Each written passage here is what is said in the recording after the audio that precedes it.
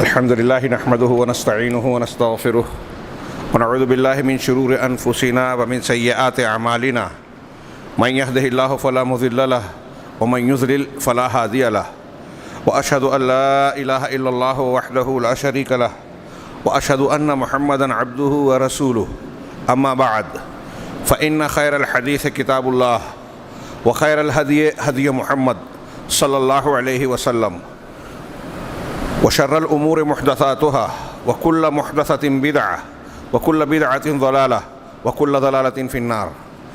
أعوذ بالله من الشيطان الرجيم. بسم الله الرحمن الرحيم.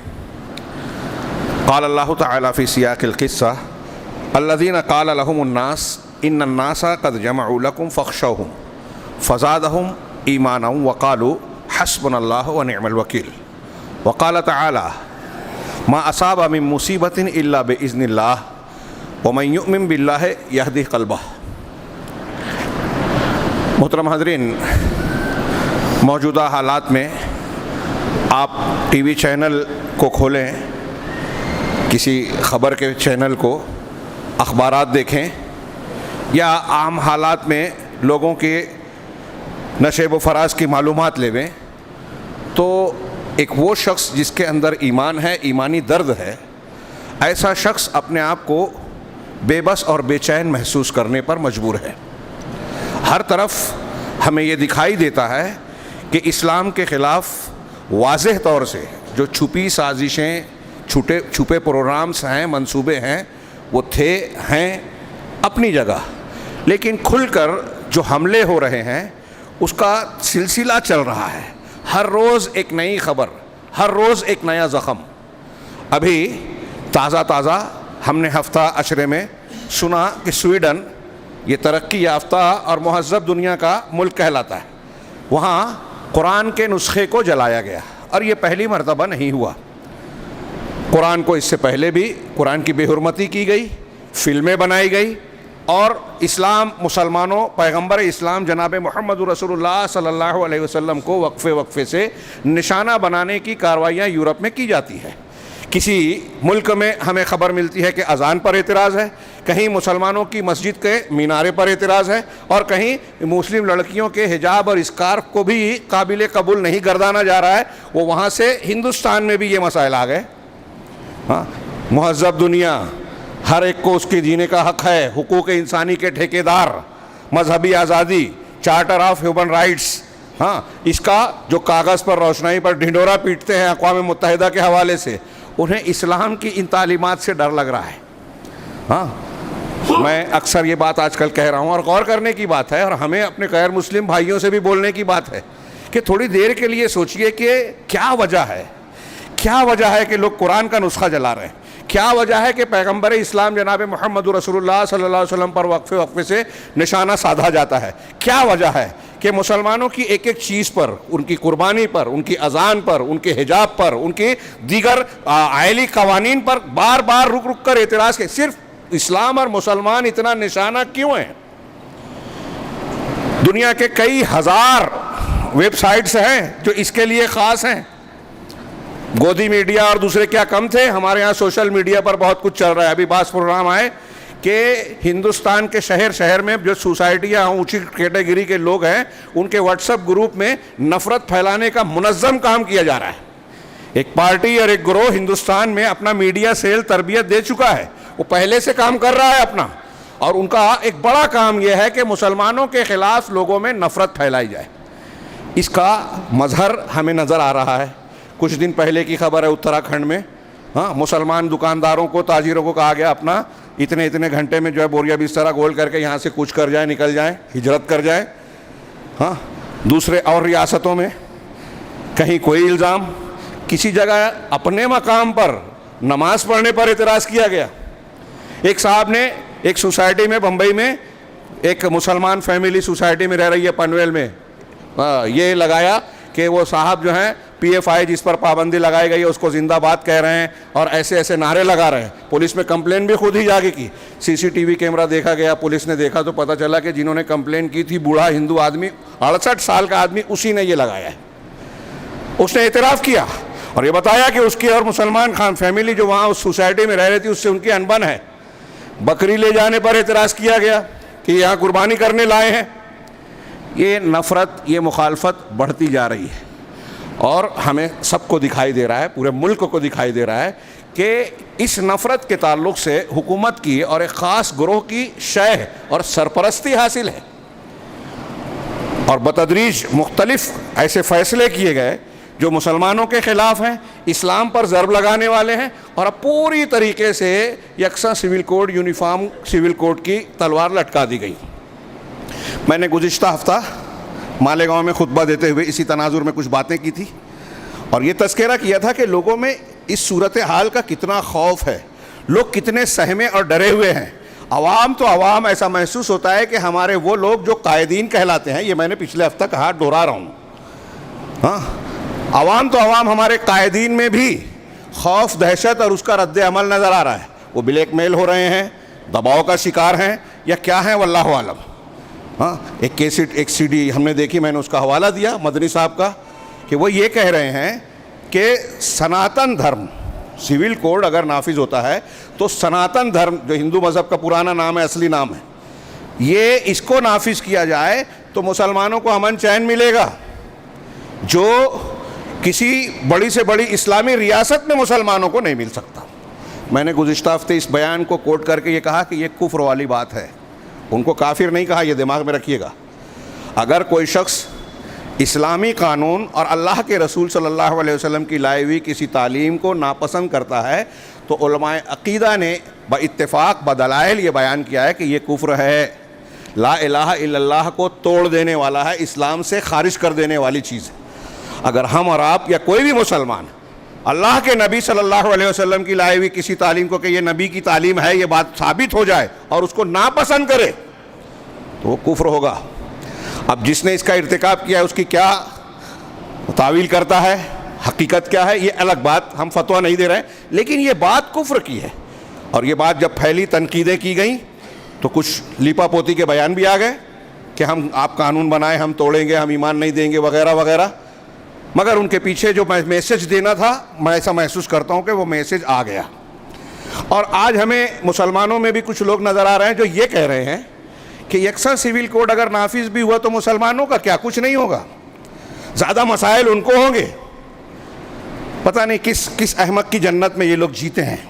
ہاں, مسلمانوں کے آئلی قوانین, طلاق, نکاح, وقف, یہ مسجدوں کے اور اس کے جو حقوق ہیں وقف کرنے کے جو تعلق سے ہم بعض چیزوں کا مطالبہ کر سکتے ہیں, اور اسی طریقے سے وصیت وغیرہ, حصے بکرے, وراثت, ان اصولوں, ان معاملات میں ہندوستانی قانون میں مسلم پرسنل لا کی بنیاد پر ہمیں یہ حق حاصل ہے کہ اسلام کی روشنی میں اپنا فیصلہ کریں اور کروائیں, یہاں تک کہ سرکاری کورٹ میں بھی.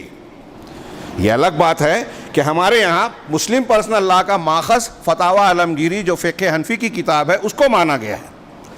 میں نے ایک مقام پر کہہ دیا تھا, عمر آباد میں بڑی ہلچل مچی تھی, ہاں, کہ اگر قرآن و حدیث کو اس کا ماخذ رکھا جاتا, مسلکی تناظر میں مت دیکھیے, اگر قرآن حدیث کو یہ بتایا جاتا کہ اسلامی قانون کا ماخذ قرآن و حدیث ہے, تو جتنے جج اور وکیل ہیں مسلم کیسز لڑنے کے لیے قرآن و حدیث کا مطالعہ کرنے پر مجبور ہوتے, کتنا فائدہ ہوتا, اندازہ لگائیے.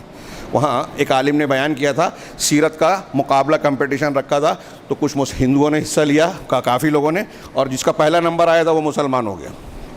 تو میں نے کہا یہ اگر اس طرح ماخذ رکھا جاتا تو کتنے لوگ قرآن حدیث پڑھتے. خیر, یہ ایک الگ بحث ہے. میں یہ عرض کر رہا تھا کہ بظاہر یہ راہ ہموار کرنے کی کوشش کی جا رہی ہے, ہاں, اور ایسا محسوس ہو رہا ہے کہ ہمارے اوپر طبقے کا حصہ جو ہے کافی کچھ ہموار ہو چکا ہے, جیسے بابری مسجد کے معاملے سے, فیصلے سے پہلے یہ معاملات ہوئے تھے. لیکن اللہ رب العالمین کائنات کی تدبیر کرتا ہے, نظام چلاتا ہے. ابھی اور بھی کچھ دوسرے طبقات بھی ہیں جو اعتراض کر رہے ہیں. میں یہ عرض کرنا چاہتا ہوں کہ یہ ساری افتاد, پریشانیاں, مصیبتیں, یہ مسلمانوں کے لیے کچھ نئی نہیں ہیں, اور موجودہ حالات میں یہ سنگین سے سنگین تر ہوتی جا رہی ہے, کیونکہ حکومت کی سرپرستی اور ان کے انتخابی سیاسی مفادات جب داؤ پر لگتے ہیں تو مہنگائی کا مسئلہ, بے روزگاری کا معاملہ, ان کی نااہلی, لوگ ان سے ناراض ہو رہے ہیں, پالیسیاں ناکام ہو رہی ہیں, ملک کو جو ہے نقصان ہو رہا ہے. ان ساری باتوں کو چھپانے کا بہترین پردہ یہ ہے کہ مسلمانوں کا, ہندو مسلم کا ایشو اٹھایا جائے, اور لوگوں کو, غیر مسلم طبقے کو بھی. عجیب و غریب بات ہے کہ سب سمجھتے ہیں لیکن مسلمانوں سے نفرت کے پردے میں سب بہہ جاتے ہیں. اس دھارے میں حکومت کی نااہلی کو چھپا لیتے ہیں. 2 بیان دے دیا گیا کہ بھائی مسلمانوں کے خلاف یہ ہے. ابھی ہمارے ایک ٹی وی اینکر کو میں نے کہا, اس نے کہا کہ ہندو سکھ, یعنی ایک مسلمان کو تکلیف ہو رہی ہے تو ان کو سکھ محسوس ہو رہا ہے. ہاں, ایسے میں یہ جو صورتحال ہے, میں نے عرض کیا کہ لوگ ڈرے سہمے ہیں, اور بعض جو مسلمان ہیں بہت کچھ تو ایسے ہیں جو غافل ہیں, بے پرواہی کا شکار ہیں, کیا ہو رہا ہے کیا نہیں ہو رہا ہے ہم کو کوئی لینا دینا نہیں ہے. کچھ ایسے ہیں جو تھوڑا موڑا شعور رکھتے ہیں تو ان کی نہج اور منہج غلط ہے, وہ کچھ لوگوں کے پیچھے اندھے چل رہے ہیں, وہ ان کے بڑے سودے بازی کرتے ہیں تو یہ بھی ان کی بات بولنے لگتے ہیں کہ ہاں چلنے دو, کوئی مسئلہ نہیں ہے, قوم کا سمجھوتا, قوم کے مفادات کا سمجھوتا اور سودا کر لیا جائے. اور جو لوگ تشویش, جو لوگ حقیقی طور سے درد رکھتے ہیں, صاحب ایمان ہیں, جن کے دل میں دکھ ہے, درد ہے, نظر آ رہا ہے کہ کیا خطرات ہیں, وہ ایسا محسوس کرتے ہیں کہ ہم بے بس ہیں. اسی تمہید اور تناظر میں نے پچھلے ہفتے یہ خطبہ دیا کہ مسلمان کے پاس ایک ایسا ہتھیار ہے جو کتنا بھی بے بس اور بے کس ہو جائے, بے سہارا نظر آئے, وہ اس کے لیے سب سے مضبوط ہتھیار ہے. اور بقول علامہ ابن تیمیہ رحمہ اللہ کہ جذبہ صادق, سچا دل اور صالح دعائیں مسلمانوں کا ایسا لشکر ہے, ایسی فوج ہے جسے کوئی ہرا نہیں سکتا, کوئی بے سہارا نہیں چھوڑ سکتا. آپ کے پاس کچھ بھی نہیں ہے, یہ ہے. میں نے حوالے دیے کچھ پچھلے درس میں. شیخ کے حضرت یونس علیہ السلام مچھلی کے پیٹ میں ہے, کوئی سہارا نہیں, تاریکیوں میں ہے, کوئی نیٹ ورک نہیں, کسی سے کانٹیکٹ نہیں. کس سے دعا کی؟ لا الہ الا انت سبحانک انی کنت من الظالمین. حضرت ایوب علیہ السلام, ان کا واقعہ, گھر بار چھوٹ گیا, اکیلے ہو گئے, بیماری میں ہیں, دولت چلی گئی, رب انی مسنی الضر وانت ارحم الراحمین, ان کی دعا. یہ بیماری کی, پریشانی کی حالت میں یہ دعائیں مخالفین کے تعلق سے صبح و شام ہم دعائیں جو پڑھتے ہیں, اور آیت الکرسی کی کیا کہتے ہیں, سورہ بقرہ کی آخری 2 آیتیں ہر رات میں پڑھنے کی تعلیم دی گئی ہے. اور اللہ کے رسول نے فرمایا کہ جو کسی رات میں پڑھ لے ہوئے آمن الرسول سے آخر تک, وہ اس کے لیے کافی ہوں گی, یعنی ہر شر اور مصیبت سے بچنے کے لیے. اس کا آخری جملہ ہے ان آیتوں میں, وانصرنا علی القوم الکافرین, انت مولانا فانصرنا علی القوم الکافرین. اے اللہ تو ہمارا مولا ہے, لہذا کافر قوم کے خلاف ہماری مدد فرما, کافر قوم کے خلاف ہماری. یہ ایک دعا ہے. اگر کفار و مشرکین کا ڈر ہے, ہمارے پاس کوئی طاقت نہیں ہے, کوئی ہتھیار نہیں ہے, اپنے بچاؤ کے لیے کوئی ذریعہ بظاہر نہیں ہے, تو سب سے مضبوط ذریعہ. لیکن ہمارا مسئلہ یہ ہے کہ روحانی اسباب جو شریعت نے جو چیزیں بتائی ہیں, اب ہماری نظر میں اس کی اہمیت نہیں ہے, ہم اس کو با اثر سمجھتے نہیں ہیں. واقعات پڑھتے ہیں, سنتے ہیں, غور نہیں کرتے. آپ تھوڑی دیر کے لیے سوچئے, میں اکثر پیش کرتا ہوں, 3 لوگ غار میں پھنسے, واقعہ سب جانتے ہیں, بخاری مسلم کا.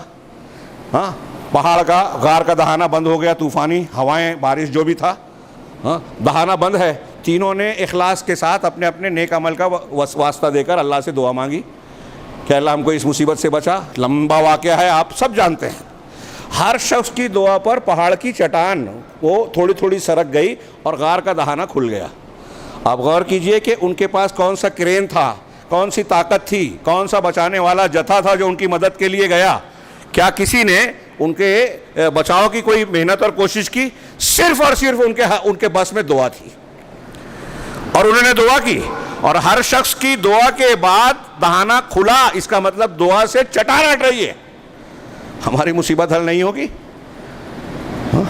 اللہ کے رسول صلی اللہ علیہ وسلم کا ارشاد امام ترمذی نے نقل کیا, جو حسن درجے تک پہنچتی ہے. علامہ البانی نے بھی اور علامہ ترمذی نے بھی حسن کہا.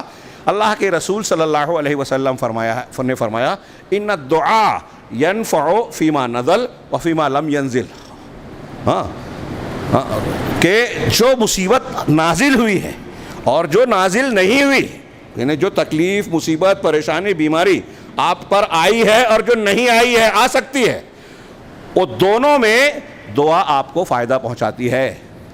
فعلیکم عباد اللہ الدعاء, لہذا اے اللہ کے بندو تم دعا کو لازم پکڑو. امام نسائی نے اور امام بخاری نے ایک روایت نقل کی. اللہ کے رسول صلی اللہ علیہ وسلم نے فرمایا کہ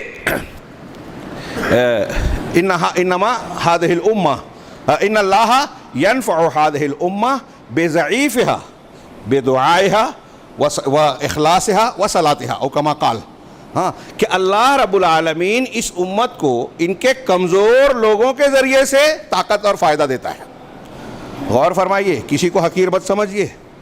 بخاری کی ایک روایت میں ہے, ایک صحابی نے آ کے اپنے بھائی کی شکایت کی کہ میں کام دھندا کرتا ہوں اور یہ دین کے کام میں لگا رہتا ہے, آپ کے پاس رہتا ہے, کام نہیں کرتا, گھر کا خرچہ پانی میں دیکھتا ہوں. ہاں تو اللہ کے رسول صلی اللہ علیہ وسلم گویا کہ میں کما رہا ہوں, کھلا رہا ہوں اور اس کو فکر نہیں ہے, ایسی شکایت کر رہے ہیں. تو اللہ کے رسول صلی اللہ علیہ وسلم نے جو جملہ فرمایا تھا لکھ لیجئے. فرمایا انما ترزقون وتنصرون بضعفائکم وصغارکم, کہ تم کو جو مدد دی جاتی ہے, تم کو جو رزق دیا جاتا ہے, وہ تمہارے کمزور اور تمہارے چھوٹے لوگوں کے ذریعے سے دیا جاتا ہے.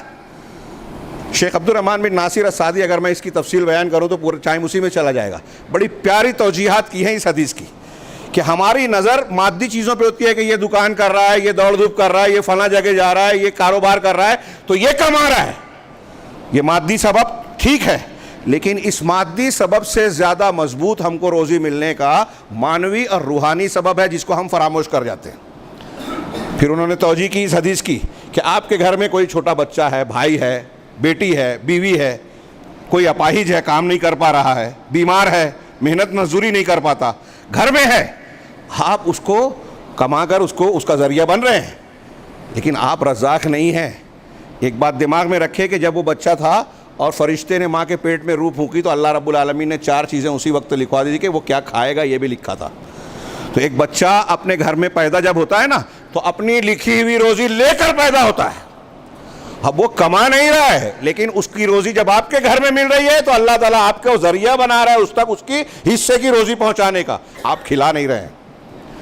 تو پہلی بات یہ کہ آپ کے گھر میں جو کمزور ہے, جو بیمار ہے, جو چھوٹے بچے بچیاں ہیں, ان کا اپنی قسمت کی جو چیز لکھی ہوئی ہے وہ اس کا آپ ذریعہ بن رہے ہیں. تو قسمت ان کی آتی ہے آپ کے گھر میں.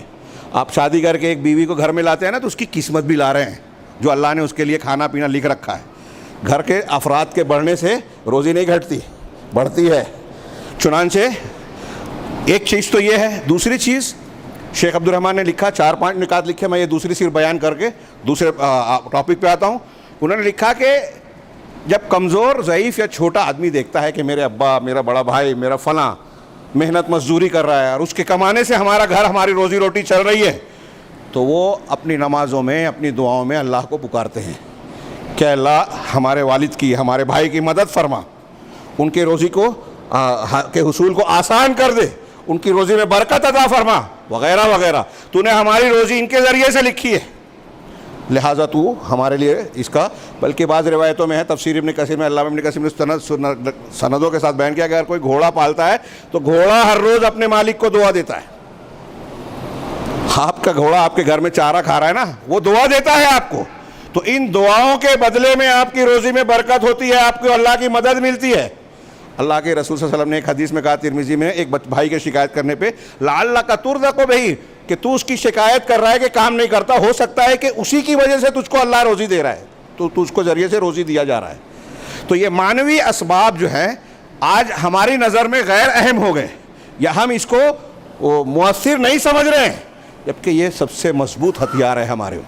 اور جب کوئی عالم بات کرتا ہے تو ہمارے ہاں کچھ لوگ مذاق اڑاتے ہیں, ارے مسلمانوں کے گھر پہ بلڈوزر چل رہے ہیں, بے گناہوں کو گرفتار کیا جا رہا ہے, غلط کیسز نافذ کیے جا رہے ہیں, مسجد کو کے خلاف حملہ ہو رہا ہے, سازشیں ہو رہی ہے, مسلمانوں کے خلاف نفرت عام کی جا رہی ہے, یہ ہو رہا ہے, وہ ہو رہا ہے, سب کچھ صحیح ہے.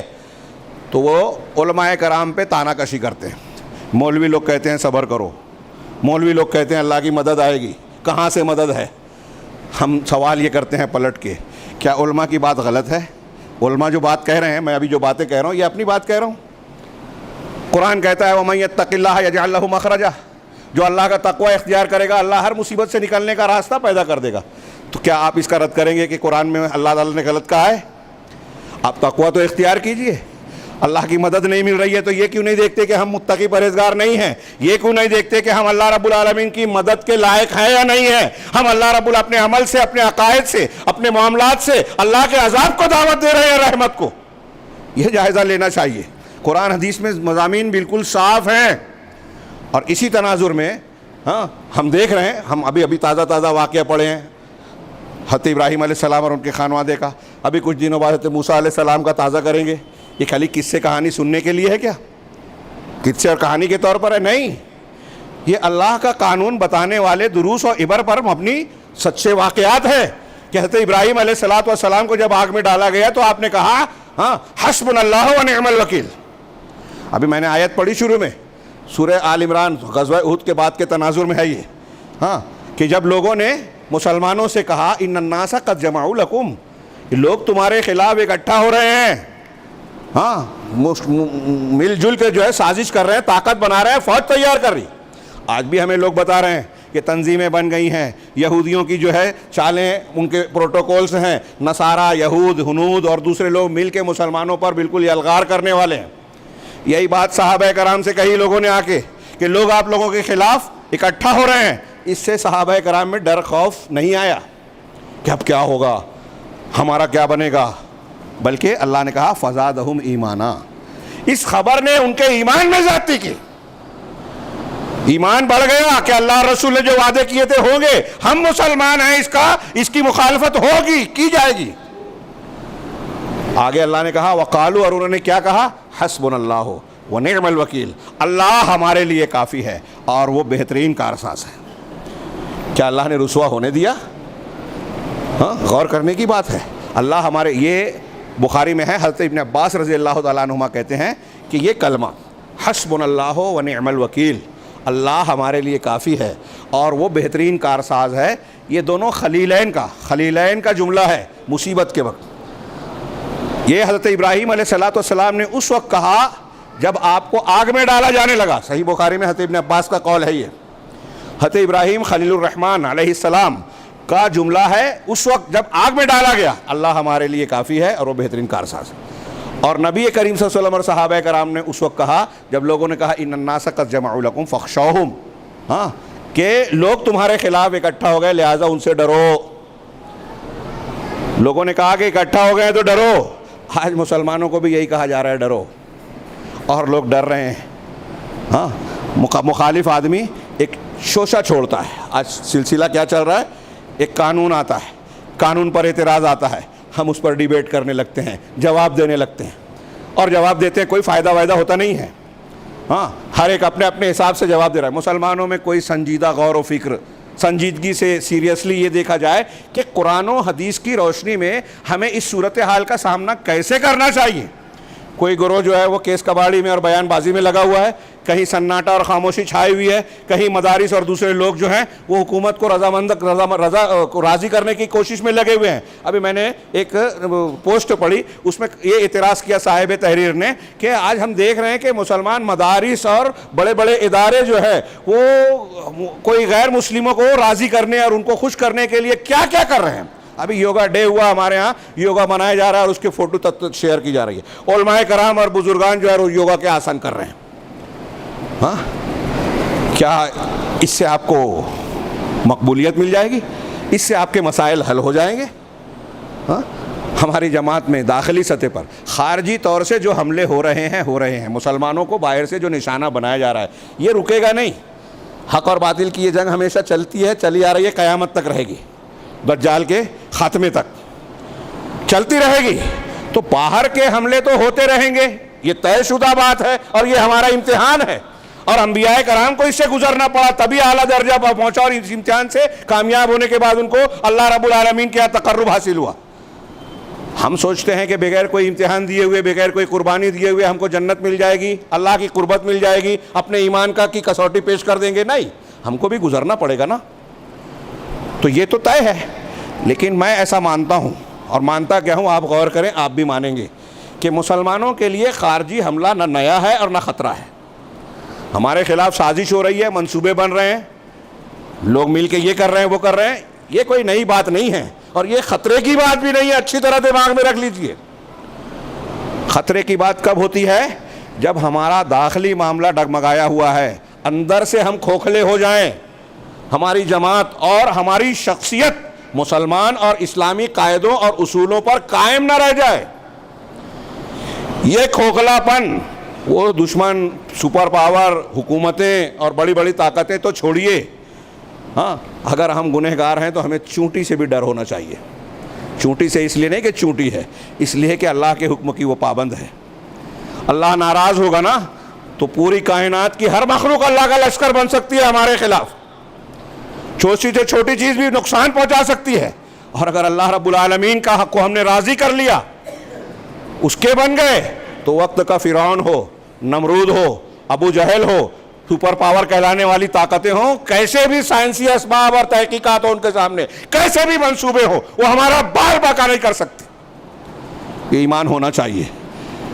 میں نے جو پچھلے ہفتے کا خطبہ ہے اس کا اشارہ کچھ مضامین آپ کو بتایا کہ ہمارے پاس ایک ہتھیار ہے دعا، اور صبح و شام کے اذکار میں یہ دعائیں بھی ہے. کافروں کے مقابلے میں اللہ ہماری مدد فرما. لیکن دعا کی قبولیت کی بھی کچھ شرائط ہیں. اللہ رب العالمین کے جناب میں ہم مقبول ہوں، اس کے لیے بھی کچھ اصول ضابطے شریعت نے بیان کیے ہیں. اس کا بھی لحاظ رہے کہ حرام خور کی دعا قبول نہیں ہوتی. اب ہمارے یہاں لوگ سودی پیسے سے قربانی کرتے ہیں، حرام پیسے سے حج کرتے ہیں. ایک تو اللہ نے جو منع کیا وہ کر رہے ہیں، دوسرے اس کو اللہ کے راستے میں لگا رہے ہیں، اللہ کے غضب کو اور بھڑکا رہے ہیں. پھر شرک کر رہے ہیں، بدعت کر رہے ہیں. اب میں اگر اس کا ذکر کروں، ارے مولانا تو اختلافی مسئلہ چھیڑ رہے ہیں. قرآن حدیث کی تعلیم ایک طرف، ہمارے یہاں نوجوان بہت سارے لوگ، میں تو اس مسلک کو مانتا ہوں، ایک حنفی ہے، شافعی ہے، مالکی ہے، اور پھر اس کے بعد وہ یہ ہونے کے بعد چشتی، قادری، نقشبندی بھی ہے. پھر اور بھی کچھ نسبتیں ہیں کہ مفتی صاحب، مولوی صاحب، فلاں صاحب اور فلاں ادارے کا میں جو ہے تعلق رکھتا ہوں، اس کی طرف منسوب ہوتا ہوں. تو اب جس کو مان لیا اسی کو مان رہا ہے، اس کے مقابلے میں قرآن آ جائے، حدیث آ جائے، ماننے کو تیار نہیں ہے. اور یہ بات ہم کہیں تو یہ اس کو مسلک کی بات کہی جاتی ہے. مجھے بتائیے کہ قرآن و حدیث میں اس بات کی گنجائش کہاں ہے کہ اللہ کا کلام اور رسول کا فرمان آ جائے، اس کے بعد آپ اسے چھوڑ کر کسی امام، کسی بزرگ، ہوا میں اڑنے والے اور پانی پہ تیرنے والے پیر صاحب کی بات مانیں؟ کوئی کیسا بھی ہو جائے، آپ اللہ اور اس کے رسول کی بات کی مخالفت کریں گے تو اللہ کے عذاب کو دعوت دے رہے ہیں. یہ مسلمانوں کی مصیبت اور پریشانی کی ایک بڑی وجہ یہ ہے. اللہ نے فرمایا فَلْيَحْذَرِ الَّذِينَ يُخَالِفُونَ عَنْ أَمْرِهِ أَن تُصِيبَهُمْ فِتْنَةٌ أَوْ يُصِيبَهُمْ عَذَابٌ أَلِيمٌ. جو اللہ کے رسول کے حکم کی مخالفت کرتا ہے انہیں اس بات سے ڈرنا اور ہوشیار رہنا چاہیے کہ انہیں فتنہ یا دردناک عذاب پکڑ لے. فتنے کی ایک تفسیر یہ کی گئی دنیا کا عذاب. اب ہم اللہ کے رسول کی یہ ایک آیت صرف لے لیجئے، ایک آیت قرآن کی وہ سورہ بنی اسرائیل کی کہ شرک کرو گے تو اللہ کی مدد نہیں ملے گی. ہمارے ہاں شرک نہیں ہے. قبروں پر جا کر سجدہ کرنا، رکوع کرنا، ان کو مشکل کشائی، حاجت روائی کے لیے پکارنا، ان سے فریاد کرنا، مردوں کو پکارنا، اللہ اور رسول سے بڑھا کے ایسا شرک کہ میں تو بول رہا ہوں مسجد میں عام حالات میں سوچتا ہوں نقل کرنے سے بھی ڈر لگنا چاہیے. شیخ عبد القادر جیلانی نے جو ہے لوح محفوظ میں جو ہے تبدیلی کر دی. ایک کے لیے بچہ نے لکھا تھا، اللہ سے ضد کر کے اس کا 7-8 بچے طے کروا لیے. واقعہ میں نہیں بیان کر رہا ہوں، اشارہ کر رہا ہوں، ٹائم نہیں ہے زیادہ. مردوں کو زندہ کر دینا، عام حالات میں پوچھئے کوئی بھی مسلمان کہے گا یہ صرف اللہ کرتا ہے، لیکن واقعہ بتاتے ہیں. ارے فلاں بزرگ تو ایسے تھے، وہ کہتے تھے کہ حضرت عیسیٰ کہتے تھے کہ کم بِإِذْنِ اللہ، اللہ کے حکم سے جیو، اور میں کہتا ہوں کم بِإِذْنِ میرے حکم سے اٹھ جا. تو مرغی جس کو کھا کر ہڈیاں پھینکی تھی اس کو کہا کم بِإِذْنِ اٹھ کر دوڑنے لگی. ایک قوال کی قبر پہ جا گیا کم بِإِذْنِ، وہ اٹھ کر قوالی گاتا ہوا باہر آ گیا. اور ہمارے یہاں لوگ سبحان اللہ الحمدللہ کہتے ہیں. رونے کا مقام ہے، پیٹنے کا مقام ہے. اللہ اور اس کے رسول کی توہین کرتے ہیں اور خوش ہوتے ہیں. ہاں ابھی ایک صاحب نے کہا کہ وہ ایک مولوی صاحب نے کلپ میں بیان کیا کہ شیخ عبد القادر جیلانی نے کہا کہ جو میرے نام کو بغیر وضو کے لے گا وہ مر جائے گا. حضرت عبد القادر جیلانی نے گویا یہ بد دعا دے دی یا جو بھی انہوں نے طے کر دیا. تو خواب میں اللہ کے رسول صلی اللہ علیہ وسلم آئے کہ کیا کر رہے ہو میری امت کے ساتھ، یہ تو بڑا مسئلہ ہو جائے گا. کہا اچھا ٹھیک ہے، جو ایسے بغیر وضو کے نام لے گا اس کا بدن کا ایک بال ٹوٹے گا. مجھ سے ایک صاحب نے پوچھا کیا کہنا، میں نے کہا اس میں رد کرنے کی ضرورت ہے؟ ہاں اس میں تو کھلی جو وہ قوم کتنی جاہل ہے، ہاں جو اس ایسے واقعات کو سنتی ہے قرآن حدیث کے خلاف جو ہے اس میں واضح طور پہ رسول اللہ صلی اللہ علیہ وسلم کی توہین ہے کہ اللہ کے رسول کا ایک امتی یہ کہہ رہا ہے ایسا ہو جائے گا، اور اللہ کے رسول آ کے اس سے ریکویسٹ کر رہے ہیں، درخواست کر رہے ہیں، اور وہ اس میں تخفیف کر رہا ہے. بڑا کون ہوا؟ شیخ عبد القادر جیلانی، اللہ کے رسول صلی اللہ علیہ وسلم سید المرسلین وہ ہے. اور آپ کیا واقعے کے تناظر سے پیش کرنا چاہتے ہو؟ یہ ہمارے ہاں جاہل طبقے کو پتہ ہی نہیں ہے کہ تصوف کے حوالے سے اسی لیے اس کو تشکیل دیا گیا ہے کہ قرآن حدیث اور رسول کے مقام کو مجروح کیا جائے، اس سے ہٹا کر لوگ بزرگوں کی طرف آئیں، خواب و کشف کے نام پر قرآن و حدیث کے خلاف تعلیم کو اختیار کریں۔ یہ ہمارے سماج میں عام ہے۔ یہ جو یکساں سول کوڈ اور فلاں سے ہم ڈر رہے ہیں، آپ اس سے زیادہ خطرناک چیزوں کو تصوف اور دوسرے بدعتی مذہب فرقوں کے نام پر اختیار کیے ہوئے ہیں، جو کہتے ہیں کہ قرآن حدیث کو نکال دو، اس میں شرک ہے، پیر صاحب کی بات مانو، اس میں توحید ہے۔ بتائیے، قرآن ہدایت کے لیے اللہ نے نازل کیا، اسے پڑھ کر لوگ اسلام قبول کرتے تھے، ابو جہل کو بھی اس کی عظمت کا اعتراف تھا، اب نہیں مانا الگ بات ہے، اور آج صوفی کہتا ہے کہ اس کو پڑھنے سے آپ گمراہ ہو جائیں گے، یہ غیر مسلم پڑھ کر ایمان لاتا ہے۔ یہ مجھے افسوس ہے کہ وقت بڑھتا جا رہا ہے، میں اس تناظر میں آج کے خطبے میں پچھلے خطبے سے آگے کی بات بیان کرنا چاہتا تھا، اور اس سے کچھ کنیکٹڈ باتیں، متعلقہ باتیں ہی بیان کر رہا ہوں کہ پہلے بتایا کہ ہمارے ہاتھ میں ایک ہتھیار دعا ہے، ہاں، اور کچھ چیزیں ہیں جس پر ہم انفرادی طور سے عمل کر سکتے ہیں۔ آج اجتماعی طور سے کہنے کی بات جو ہے وہ ہم کو سمجھتا ہے، سب لوگ کہتے ہیں اتحاد و اتفاق، مسلمانوں کی صفوں میں اتحاد، امام حرم نے عرفہ کے خطبے میں خوب اس پر زور دیا، لیکن ان کو بھی پتہ ہے، ہم کو بھی پتہ ہے کہ یہ ہونے والا نہیں ہے۔ ہاں، ہماری قوم کا مزاج ایسا ہے، دوسروں کو چھوڑیے، ہماری جماعت میں کہ سنت اس طرح پکڑو کہ فرض مجروح ہو جائے چلے گا۔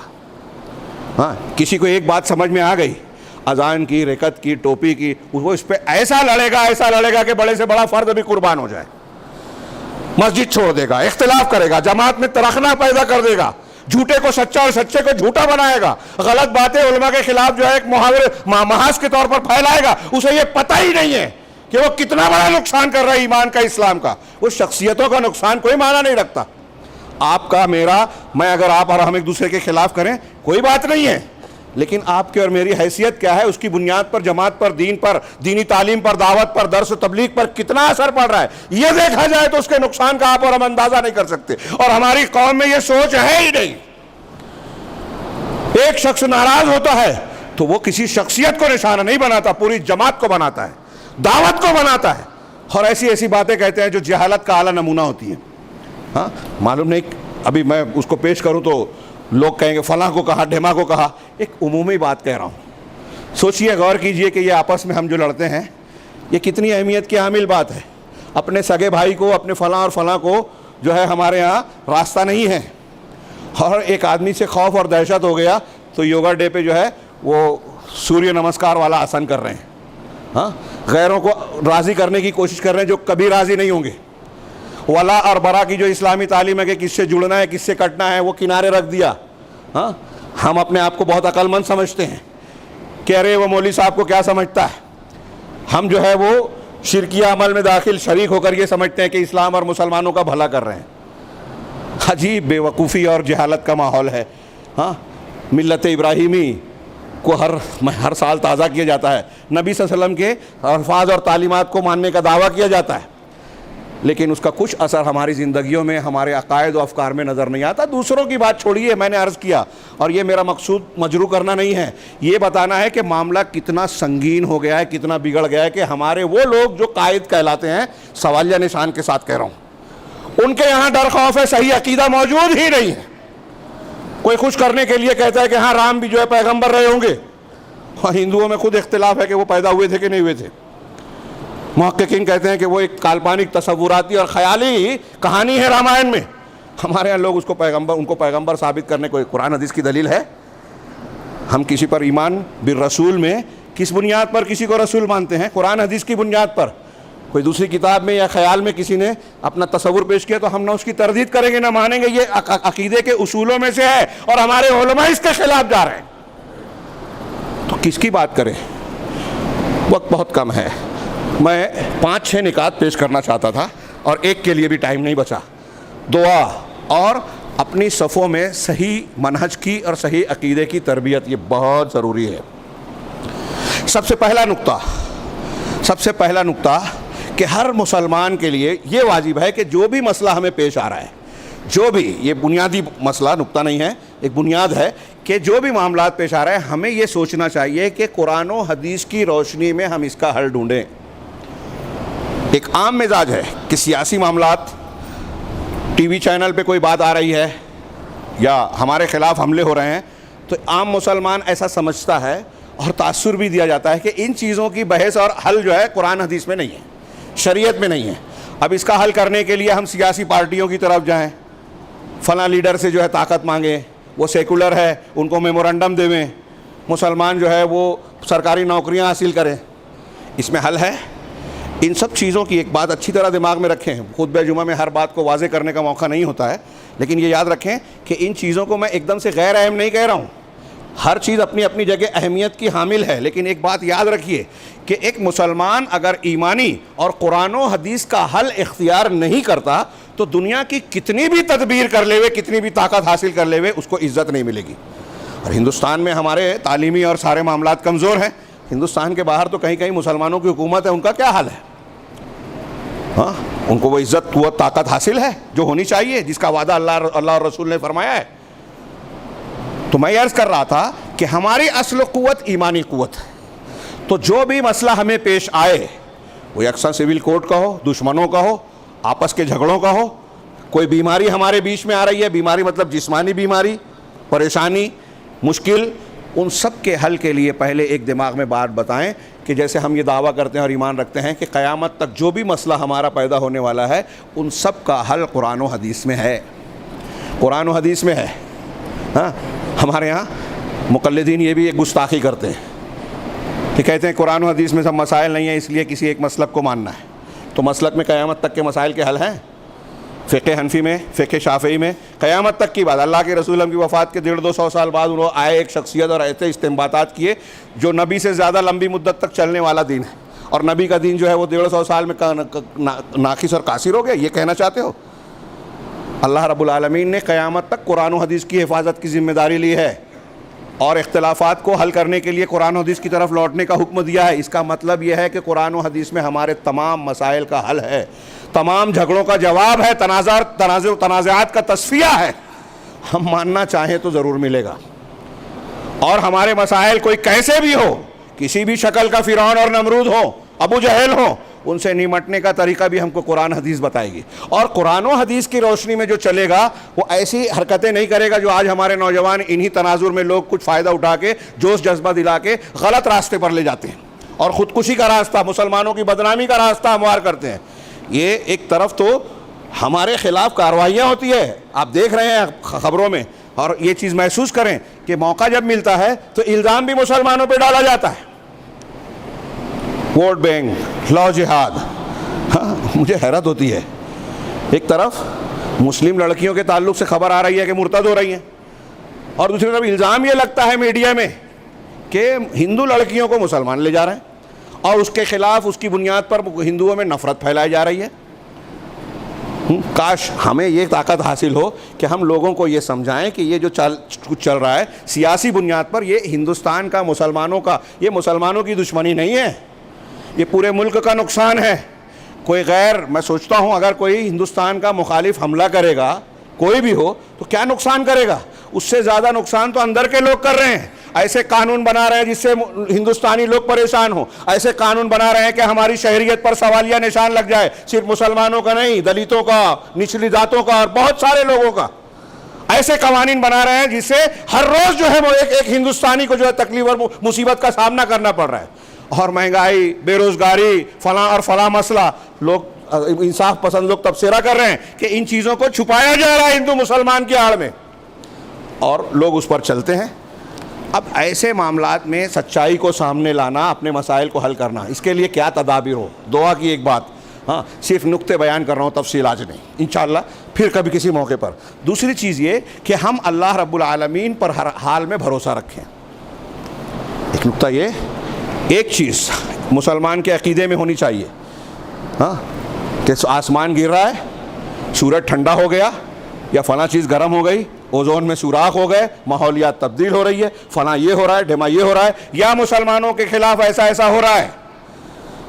تو اس میں ایک بہت اہم چیز یہ ہے کہ یہ ہمارا بنیادی عقیدہ، اور اس پر کتنی دلیلیں دوں، جتنی دوں گا کم ہے. 5-6 ہفتہ صرف اسی پر بول سکتے ہیں کہ اس کائنات میں اللہ کی مشیت کے بغیر جو ہے ایک پتا بھی نہیں ہلتا. حضرت اسامہ، میں نے جو آیت پڑھی تھی دوسری سورہ تغابن کی، ما اصاب من مصیبت الا باذن اللہ، تمہیں جو بھی مصیبت لاحق ہوتی ہے وہ اللہ کے حکم سے. ہمارے گھر میں میت ہو گئی، مسلمانوں کے خلاف کوئی کارروائی ہو گئی، کوئی بیماری آ رہی ہے، کورونا ہے، فلاں ہے، ڈھما ہے، جو بھی ہے صاحب اللہ کی مشیت سے ہو رہی ہے. کوئی بیمار ہو رہا ہے اللہ کے حکم سے ہو رہا ہے. ہاں اب اللہ کے حکم سے. تو یہاں ہم کو کیا سبق ملا؟ حضرت عبادہ نے اپنے بیٹے کو انتقال کے وقت جو نصیحت کی تھی، اکثر میں دہراتا ہوں، سنن کی صحیح روایت میں حدیث پیش کرنے سے پہلے اپنے بیٹے کو بلا کے کہا یا بنیا انک لن تجد او لا تجد طعم الایمان حتی تعلم ان ما اصابک لم یکن لیخطئک وما اخطأک لم یکن لیصیبک. لکھ لیجئے، ایک صحابی رسول اور وہ بھی علماء صحابہ میں سے مرنے کے وقت اپنے بیٹے کو بتا رہے تھے اس کا مہتو اور اہمیت کیا ہے، پوری زندگی پر اس کا اثر پڑے گا، اس سے بہادری آئے گی، اس سے یقین آئے گا، اللہ پر توکل آئے گا. انہوں نے کہا کہ بیٹے یہ بات اس وقت تک تم ایمان کی حلاوت اور لذت کو نہیں پا سکتے جب تک یہ یقین نہ کر لو کہ جو کچھ تمہیں ملا ہے وہ چھوٹ نہیں سکتا تھا، اور جو چھوٹ گیا ہے وہ مل نہیں سکتا تھا. آگے حدیث بیان کی کہ اللہ کے رسول نے فرمایا کہ سب سے پہلے قلم کو پیدا کیا اور اس سے قیامت تک ہونے والی ساری چیزیں لکھا دی، اور جو یہ نہیں مانے گا وہ اللہ کے رسول کے طریقے پہ نہیں ہے. جو مل گیا وہ چھوٹ نہیں سکتا تھا، جو چھوٹ گیا وہ مل نہیں. اب سوچئے نوجوانوں، بوڑھوں، عورتوں، مردوں کو یہ عقیدہ دماغ میں بٹھا لینا چاہیے کہ جو مل گیا. اور وہ یہی بات اللہ کے رسول صلی اللہ علیہ وسلم نے حضرت ابن عباس سے کہی تھی نا، ہم سنتے ہیں، اپنے بچوں کو یہ پڑھانا چاہیے. اس میں آگے کا جملہ کہ اللہ کے رسول نے فرمایا کہ پوری کائنات، پوری امت مل جائے اس بات پر کہ تم کو نقصان پہنچائے، سب مل کر تم کو نقصان نہیں پہنچا سکتے سوائے اتنا جتنا اللہ نے تمہارے خلاف لکھا ہے. اللہ نے چاہا ہے تبھی نقصان پہنچا پائیں گے. یکساں سول کوڈ ہو، مسجد کی مسماری ہو، ہمارے خلاف کورٹ کے فیصلے ہوں، کوئی بھی ہو، سب اس میں آ گیا. تو اللہ رب العالمین نے جو ہمارے خلاف لکھا ہے وہی ہوگا، اور جو لکھا ہے اس کے خلاف کوئی کر ہی نہیں سکتا. اور اگر ساری امت مل کر چاہے کہ تم کو فائدہ پہنچا دے، آپ کسی کو میمورنڈم دیں، کئی پارٹی بنا لے ہوئے، ڈگری حاصل کر لے ہوئے، سرکاری نوکری لے لے ہوئے، گروپ بنا لے ہوئے، تنظیم بنا لے ہوئے، اگر سب مل کر بھی چاہیں کہ امت کو فائدہ پہنچا دے، اللہ نے نہیں لکھا ہے، نہیں پہنچا سکتے. کتنی واضح تعلیم ہے.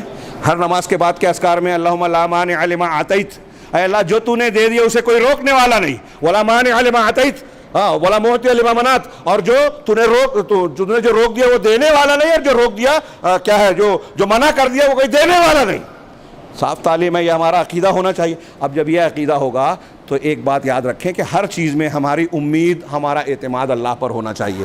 اللہ کا سہارا ہر معاملے میں پکڑنا ہے، اسی سے مانگنا ہے، اسی سے امید رکھنی ہے، اسی کا ڈر ہونا چاہیے.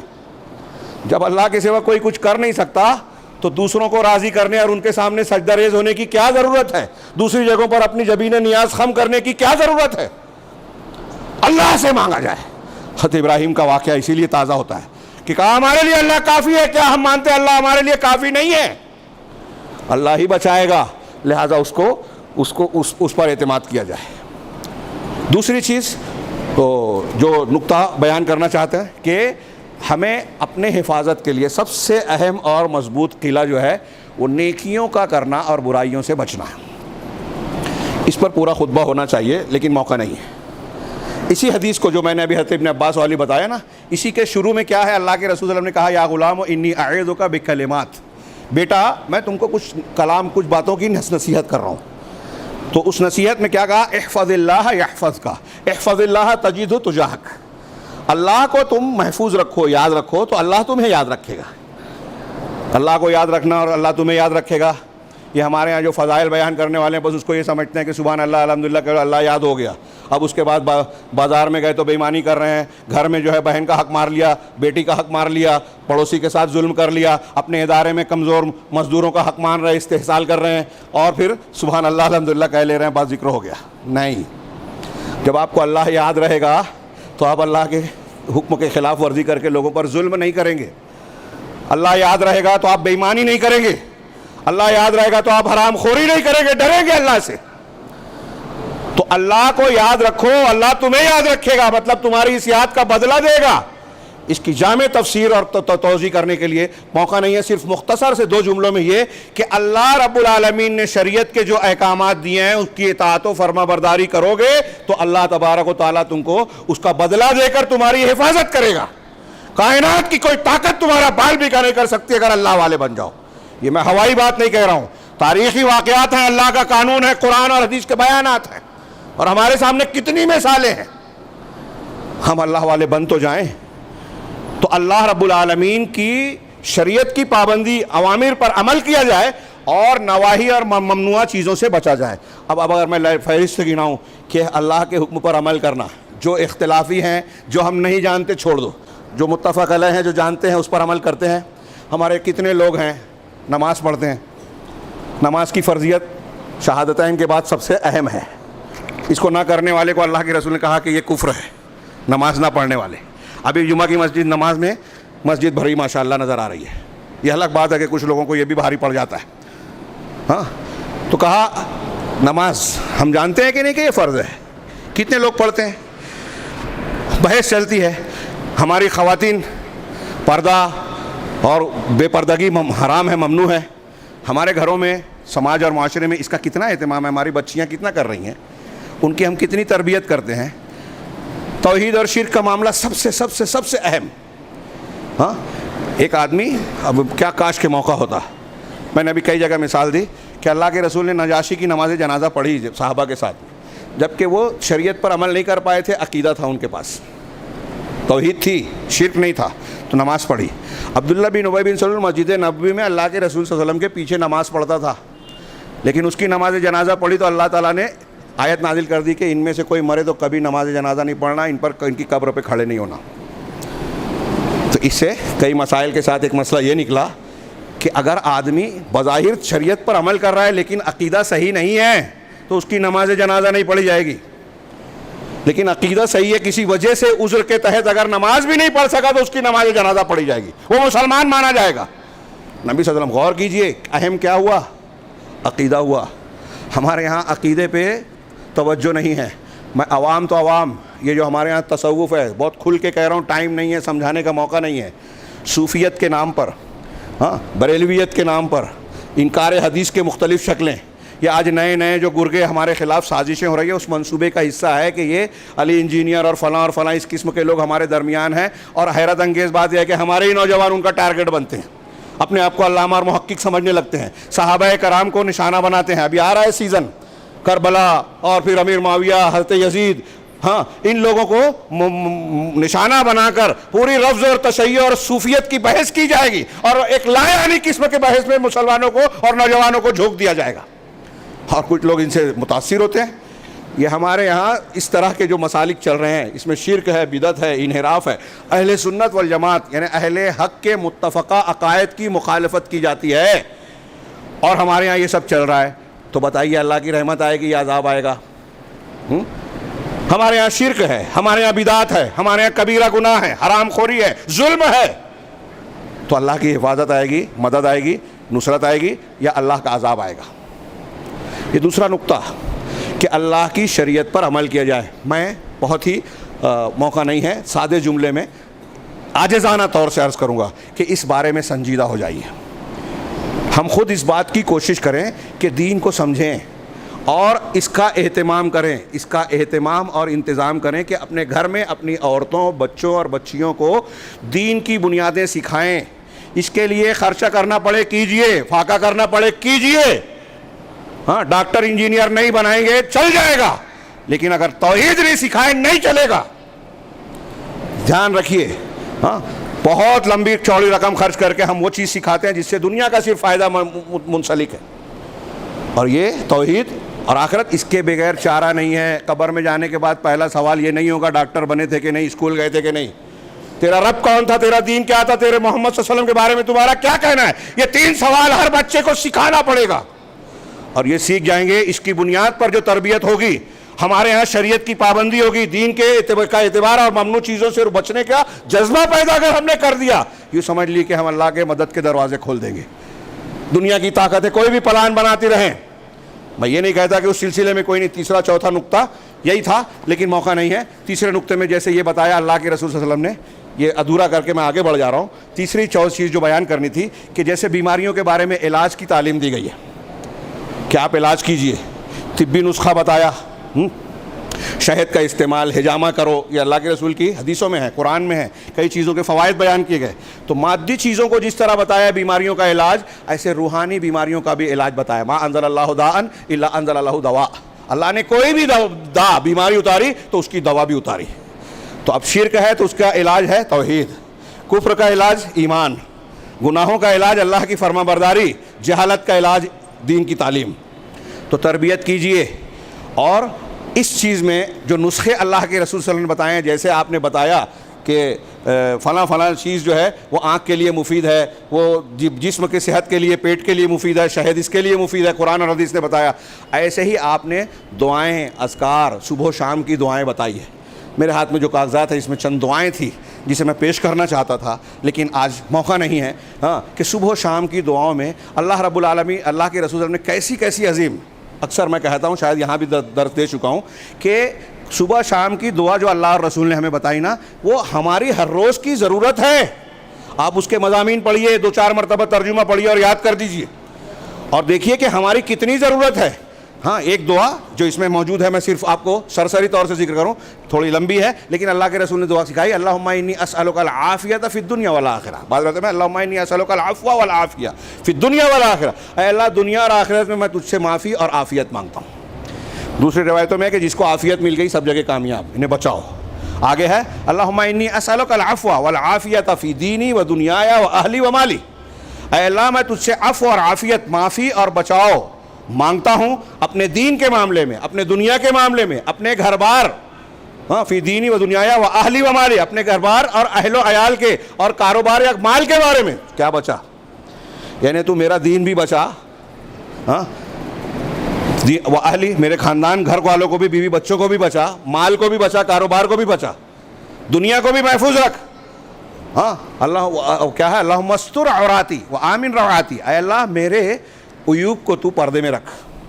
میرے اندر خامیاں ہیں, ہر انسان کے اندر ہوتی ہے, تو دعا کر رہا ہے بندہ صبح شام, استر عوراتی, میری خامیوں کو میں ستر پوشی کر, اس کو چھپائے رکھ. وہ آمن رواتی, اور جو مجھے ڈر اور خوف ہے نا, مختلف قسم کے ڈر, اس سے مجھ کو تو امن دے دے, اس سے مجھ کو محفوظ بنا دے. کتنے ڈر ہیں آج مسلمانوں کو, روز اس دعا کی ضرورت ہے کہ نہیں. اس کے بعد ہے اللہم احفظنی من بین یدی ومن خلفی وعن یمینی وعن شمالی ومن فوقی واعوذ بعظمتک ان اغتال من تحتی. اے اللہ میں تجھ سے اس بات کی پناہ مانگتا ہوں کہ تو مجھ میری حفاظت فرما کہ آگے سے, پیچھے سے, دائیں سے, بائیں سے, کہیں سے مجھ پر کوئی مصیبت اور آفت آئے, اور یہ کہ مجھے اچانک نیچے سے جو ہے ہلاک کر دیا جائے, نیچے سے زلزلہ وغیرہ آئے اور میں دھس جاؤں, اس سے بھی تو محفوظ رکھ. یہ روزانہ کی دعاؤں میں سے ایک دعا ہے, صبح شام کی دعاؤں میں سے. یہ اللہ کے رسول صلی اللہ علیہ وسلم نے ہم کو علاج بتایا, تو ہم ان طبی یا شرعی نسخوں پر عمل کریں, اپنے بچوں کو اس کا عادی بنائیں. پھر اس کے بعد ایک آخری چیز جو بچتی تھی, 2 چیزیں اور تھی, ایک چیز کا صرف اشارہ کر دوں کہ ایسا سب کچھ کرنے کے بعد جو ہمارے بس میں نہیں ہے, اگر آپ کے اور میرے بس میں کوئی کام نہیں ہے تو شریعت نے اس کا مکلف ہم کو نہیں بنایا ہے. ہمارے ہاں نوجوانوں کو لوگ جذباتی باتیں آگے کرتے ہیں, یہ کر لو وہ کر لو, اور پھر ایسی حرکتیں جس سے اسلام مسلمان بدنام ہوتا ہے.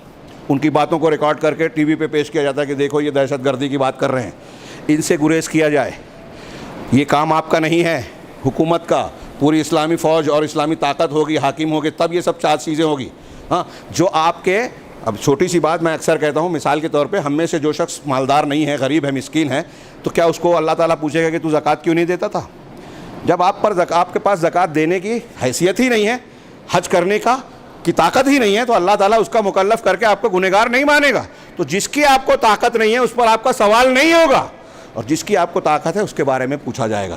ہمارے ہاں ایک نوجوانوں کا طبقہ اور بہت سارے لوگ جو ہیں تحریکی اور اس طرح کے لوگ ہیں, وہ کام کرنے کی بات کرتے ہیں جس کی طاقت نہیں ہے, اور جس کی طاقت ہے کہ آپ شرک سے منع کر سکتے ہیں, توحید کی دعوت دے سکتے ہیں, غیر مسلموں کو اچھے اخلاق سے جو ہے اسلام کی تعلیم سے روشناس کرا سکتے ہیں.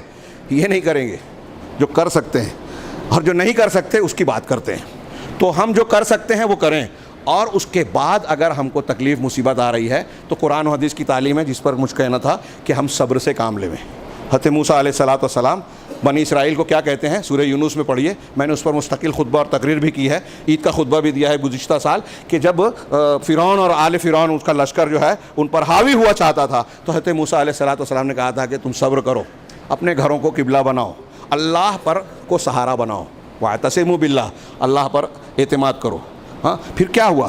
ہاں وہ اعتراض سوال جواب جو بھی ہوئے اور ویسا کیا گیا تو اللہ رب العالمین نے اسباب نہیں تھے، ہاں بنی اسرائیل کو مقابلے کی طاقت نہیں تھی، کتنے کمزور تھے، ٹوٹے پھوٹے تھے، بچے بوڑھے سب کچھ تھے، اللہ نے ان دریا سے راستہ بنایا، اور جو طاقتور تھے جن کے پاس بڑا لشکر تھا، اس وقت کی سپر پاور کہہ لیجئے، ہاں دنیاوی زبان کے اعتبار سے، اللہ نے سب کو ایک لخت جو ہے دریا برد کر دیا، پانی میں ڈبو دیا۔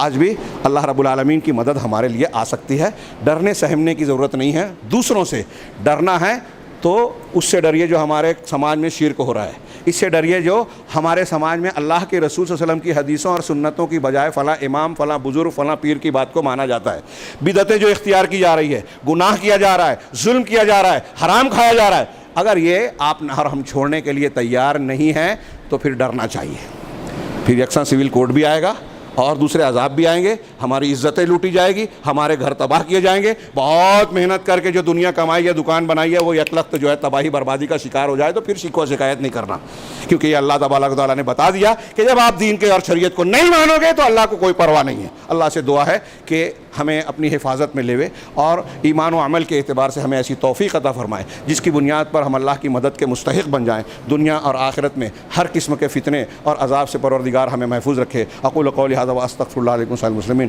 وصلی اللہ علی نبینا محمد، بارک اللہ لنا ولکم فی القرآن المجید ونفعنا وإیاکم بالآیات والذکر الحکیم، انہ تعالی جواد کریم ملک بر رحیم۔